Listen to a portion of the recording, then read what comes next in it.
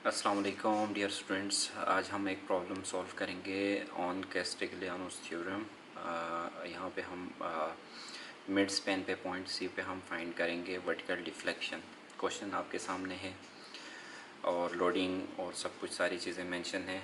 हम सबसे पहले क्या करेंगे कि जिस पॉइंट पे हमें पूछा गया है टू फाइंड द डिफ्लेक्शन, वहाँ पे हम क्या अप्लाई करेंगे, लोड लगाएंगे। Since there was already a load 24K का, तो अब हम क्या करेंगे, P2 यहाँ पे हम अप्लाई करेंगे पॉइंट सी पे। ठीक है, इस बीम की डायमेंशंस हमारे पास मेंशन है और हमारे पास P1 हमारे पास मेंशन है, दैट इज़ 24K। P2 हमने एज्यूम किया है, दैट इज़ 0। और सबसे पहले हम सपोर्ट रिएक्शंस फाइंड करेंगे अराउंड पॉइंट ए। ठीक है, दिस इज़ बेसिक मैकेनिक्स।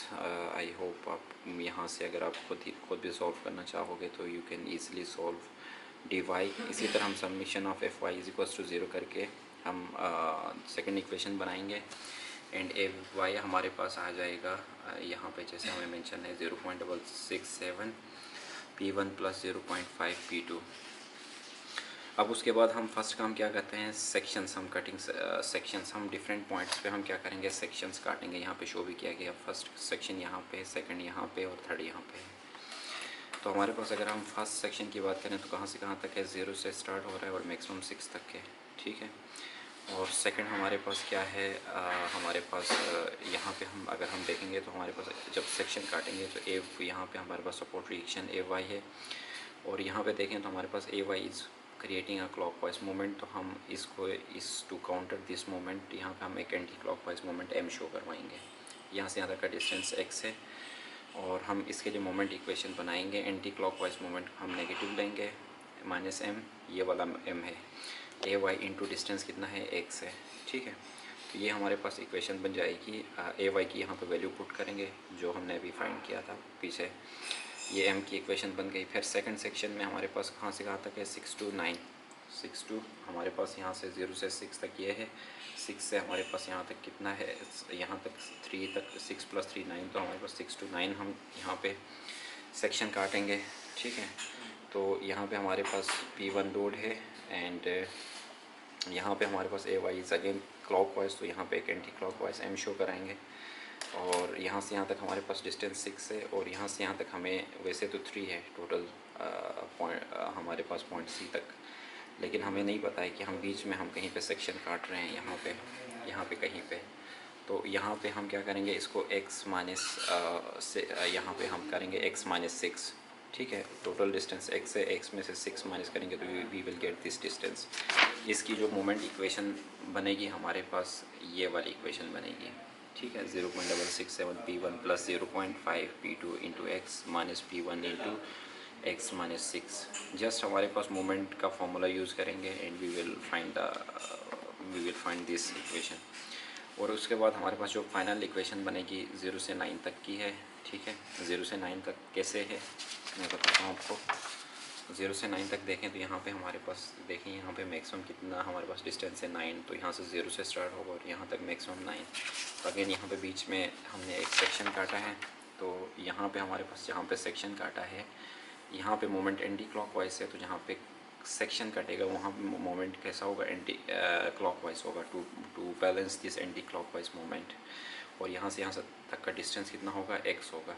ठीक है, इसकी इक्वेशन कैसे बनेगी, ये एक m ये आ जाएगा और dy इंटू डिस्टेंस कितना है, x एंटी क्लॉकवाइज है तो negative m is equals to equation के उस तरफ जाके dy x बन जाएगा।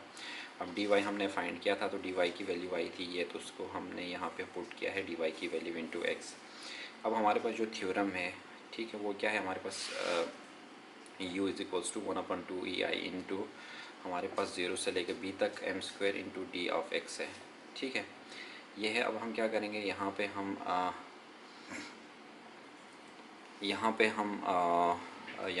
फाइंड करेंगे। अब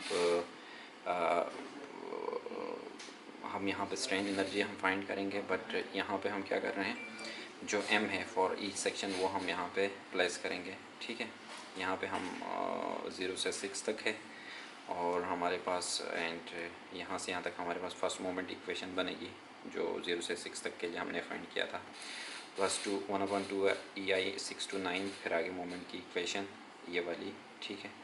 एंड देन हमारे पास जो थर्ड जो हमारे पास आई थी इक्वेशन m की वैल्यू ये वाली, ये हम यहाँ पे पुट करेंगे 0 to 9 और आगे ये मोमेंट m की वैल्यू है, ठीक है। उसके बाद जब हमें पता है कि जब हम कभी भी इसको स्ट्रेन एनर्जी को विद रिस्पेक्ट टू लोड अगर हम इसको डिफ्रेंशिएट करेंगे तो हमारे पास डिफ्लेक्शन आता है, वी नो दैट।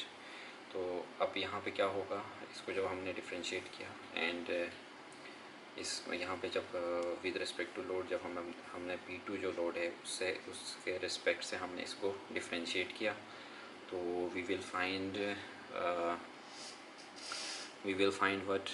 फाइंड हमारे पास दिस इक्वेशन, ठीक है।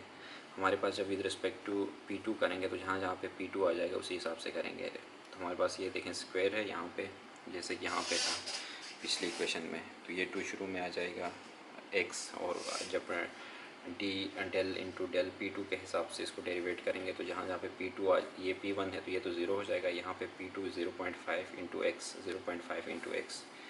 फिर ये हमारे पास बेसिक इंटीग्रेशन है, डिफ्रेंशिएशन है यहाँ पे, ठीक है।